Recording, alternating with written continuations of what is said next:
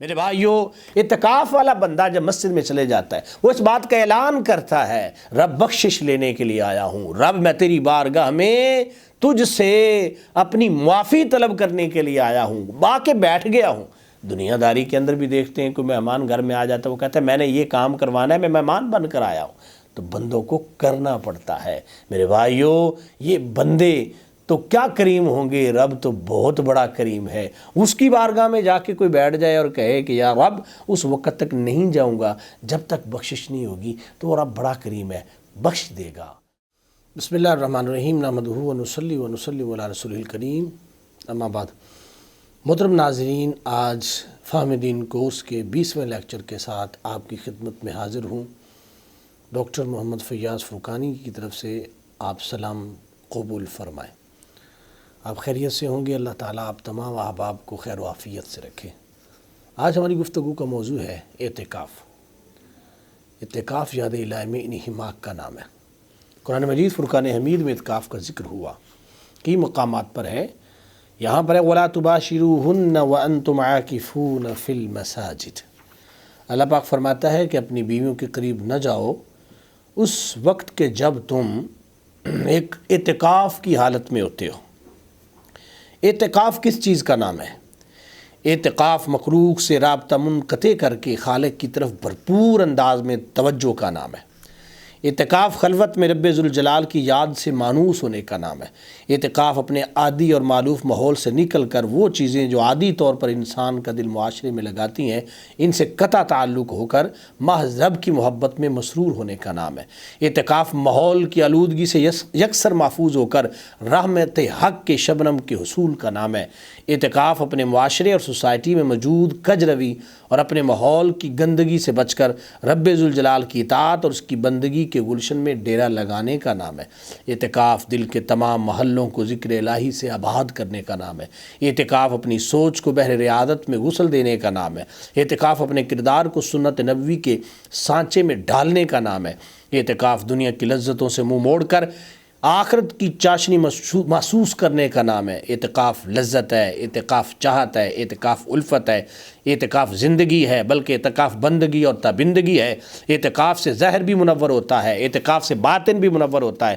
اعتکاف سے دربار رسالت کے ذریعے سے دربار الہی میں انسان کو رسائی کا شرف ملتا ہے۔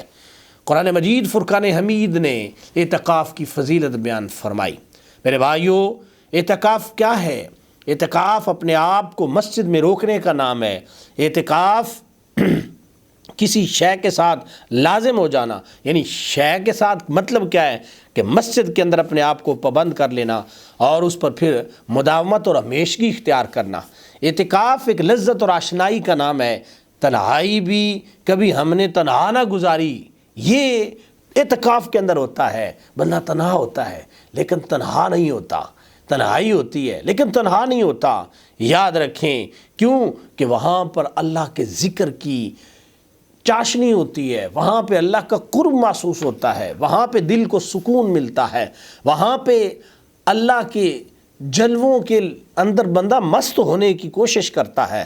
میرے بھائیو، رب کے محبوب علیہ السلام نے فرمایا کہ رب فرماتا ہے میں اپنے بندے کے گمان کے مطابق ہوتا ہوں۔ اگر بندہ مجھے یہ میری بارگاہ میں جھک کر محسوس کرتا ہے کہ میں رب کے قریب ہوں تو میں اس کے قریب ہوں۔ ویسے تو اس کی شان ہے کہ وہ شارک سے زیادہ قریب ہے، لیکن بندے کی طرف سے جب یہ احساس ہوتا ہے تو پھر اللہ تعالیٰ بہت زیادہ مقام و مرتبہ عطا فرماتا ہے۔ حضرت عائشہ صدیقہ رضی اللہ تعالیٰ عنہا کہتی ہیں کہ رسول اللہ صلی اللہ علیہ وسلم نے اعتکاف سے بڑی محبت فرمائی۔ سرکار نے کانا یعتکف العشر الاواخر من رمضان حتی توفاہ اللہ ثم اعتکف ازواجہ من بعدہ، کہ سرکار نے اپنی زندگی میں تمام کے تمام سالوں کے اندر سوائے ایک سال کے مصطفیٰ کریم نے رمضان کے آخری 10 دنوں میں اعتکاف فرمایا، اور پھر سرکار صلی اللہ علیہ وسلم نے آخری سال میں 20 دن کا اعتکاف فرمایا۔ یہ حضرت ابو ہریرہ رضی اللہ عنہ روایت کرتے ہیں۔ اس لحاظ سے پتہ چلا کہ میرے مصطفیٰ کریم صلی اللہ علیہ وسلم کی یہ سنت مؤکدہ ہے۔ سرکار صلی اللہ علیہ وسلم نے فرمایا کہ جو بندہ رمضان کے اندر اعتکاف کرتا ہے اللہ اس کو 2 حجوں کا اور 2 عمروں کا ثواب عطا فرماتا ہے۔ میرے بھائیو، اعتکاف کی پہلی شرط یہ ہے کہ بندہ مسلمان ہو، اعتکاف کی دوسری شرط یہ ہے کہ بندہ بالغ ہو، اعتکاف کی تیسری شرط یہ ہے کہ حدث اکبر سے طہارت ہو، اعتکاف کی چوتھی شرط یہ ہے کہ مسجد میں ہو، کیونکہ اللہ پاک کی سب سے پسندیدہ جگہ مسجد ہے۔ احب البلاد الی اللہ مساجدہا، کہ سب سے اللہ کو جو زیادہ پسند ہے وہ مسجد ہے، اور اعتکاف کو مسجد کے ساتھ خاص کیا گیا ہے، شہر اعتکاف نہیں، مسجد اعتکاف۔ شہر اعتکاف جائز نہیں ہے، شریعت میں اس کا کوئی وجود نہیں ہے شہر اعتکاف کا۔ میرے بھائیو، اعتکاف کی صورت میں مسجد سے نکلنا چند چیزوں کی وجہ سے بندے کے اوپر لازم ہو جاتا ہے۔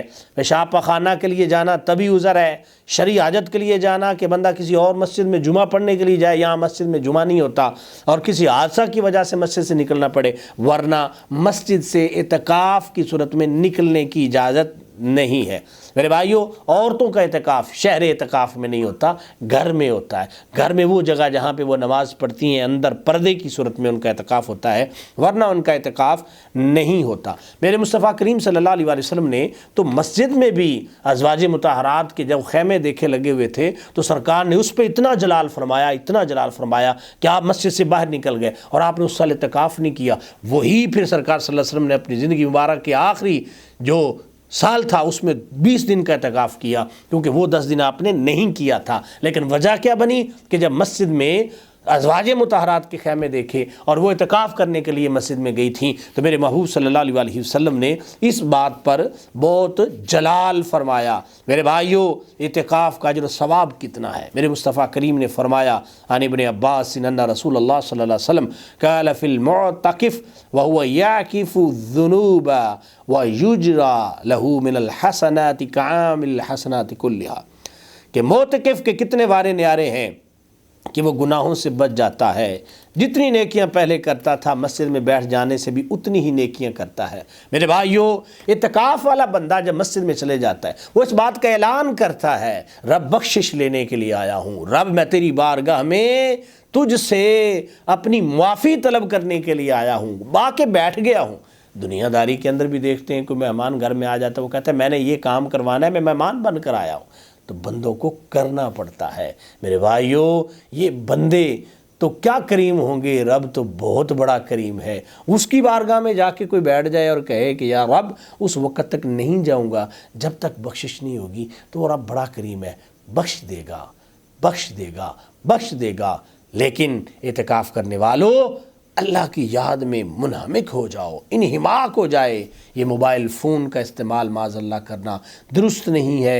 اعتکاف کی صورت میں گپ شپ کرتے رہنا، بیٹھے رہنا، یہ بھی درست نہیں ہے۔ جب اعتکاف کیا ہے تو اعتکاف کا مطلب اعتکاف ہو، رک جاؤ، گناہوں سے رک جاؤ، باتوں سے رک جاؤ، دنیاوی کاموں سے رک جاؤ، ہر ایک چیز سے رک کر صرف رب کی طرف توجہ کرو۔ اللہ تعالیٰ کی بارگاہ میں دعا ہے اللہ تعالیٰ عمل کی توفیق عطا فرمائے۔ وما علی الا البلاغ المبین۔